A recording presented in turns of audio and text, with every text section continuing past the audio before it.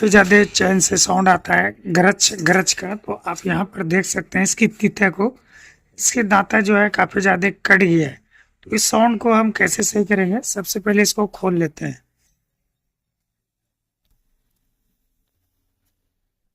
देखो इस तरफ से बिल्कुल ज़्यादा यहाँ पर जो है गड्ढा हो गया है, और इस तरफ से जो है गड्ढा नहीं हुआ है, तो हम इसको उल्टा कर देंगे।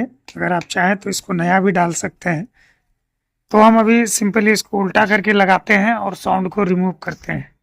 अब जो है बिल्कुल मिसिंग हो गया इस तरीके से, और अब जो है बिल्कुल भी साउंड नहीं करेगा।